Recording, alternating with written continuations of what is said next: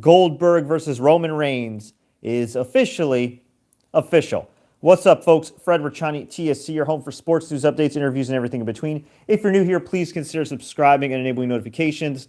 Goldberg versus Roman Reigns for the Universal Championship was made official tonight on Friday Night SmackDown. Pardon the lack of set here. I am still in Indianapolis for the NFL Scouting Combine, about to head out actually in a few hours, but couldn't not go live and talk about this because, man, this is big news. This is a big matchup. Some would say even kind of a dream matchup. Now, I know there's a lot of complaints about the fact that Bill Goldberg at 53 years young beat Bray Wyatt to win the world title. So let me start with the cons, because a lot of people are bringing up the cons online.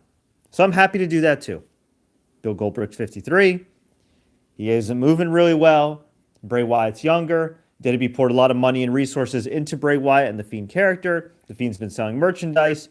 And if you want to get to the whole deal of, Bray's been there full time, he deserves it. Okay, whatever. But then you got to look at the reality. And the reality is the Fiend's matches have absolutely, positively sucked. And I'm not going to totally blame Bray Wyatt for this. Vince McMahon, at the end of the day, is the one making the final call on the stupid red lighting, on the kicking out of the sledgehammer, on that horrible Hell in a Cell match, and that horrible dialogue, on those horrible feuds.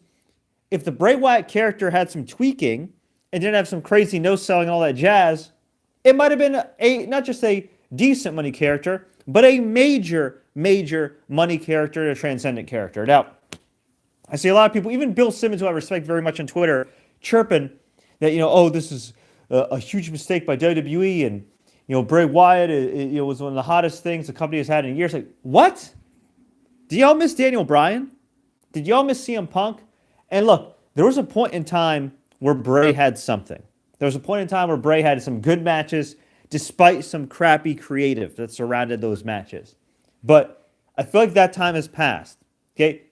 Think long and hard. This is no shade being thrown at Wyndham Rotunda. Okay? No shade being thrown. Okay? Just facts. Please tell me when was the last time Bray Wyatt had a great singles match.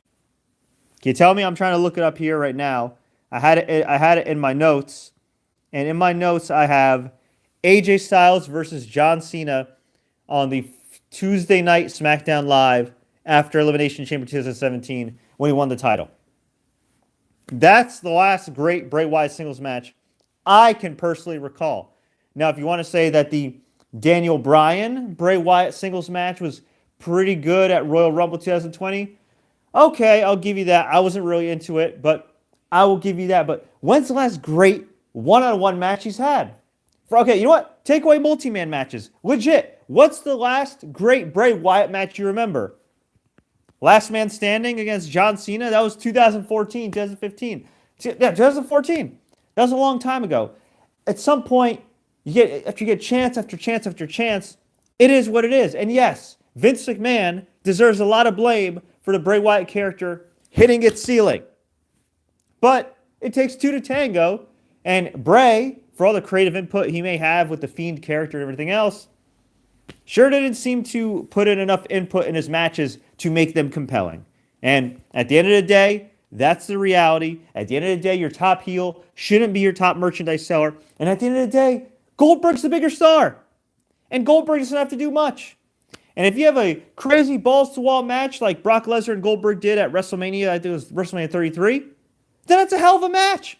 And guess what? Roman Reigns beats Goldberg, wins the Universal title, and guess what? Who cares after that? Because Roman Reigns will have been a much bigger star, and then maybe, just maybe, he could go on to WrestleMania next year and beat The Rock.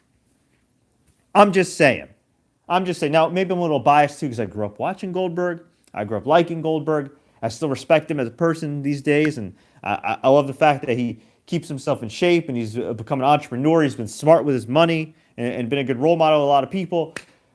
So, I don't know, maybe I'm a little biased here, but I just don't see any loss in the Fiend losing. Now, you can make the argument that from a philosophical standpoint, it's stupid that a 53-year-old man, no matter who it is, beat Bray Wyatt.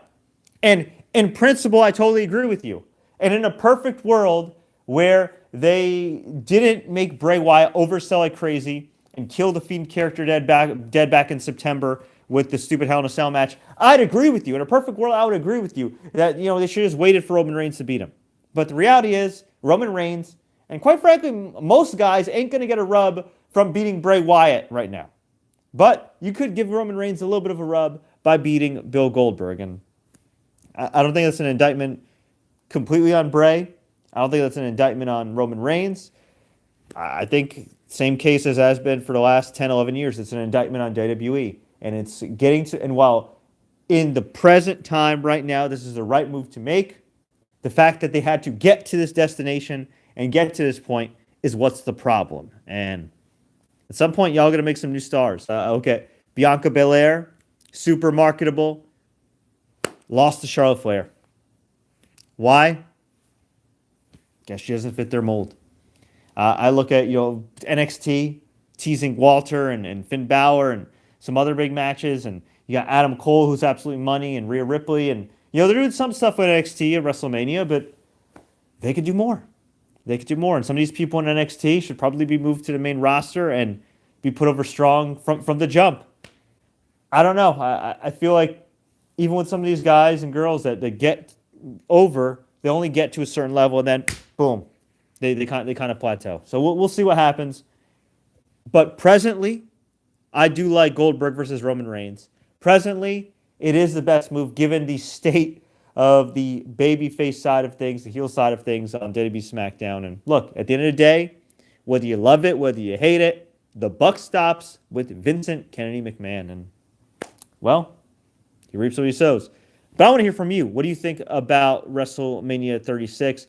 Do you love the card so far? Do you hate it? Let me know. Leave a comment below if you enjoyed this update. Please like, share, take care. Don't forget to subscribe and enable notifications for more updates. By the way, I just did an interview with All Elite Wrestling's Alex Marvez. So if you're pissed off about WWE and maybe you want to learn a little bit more about AEW, check out the interview.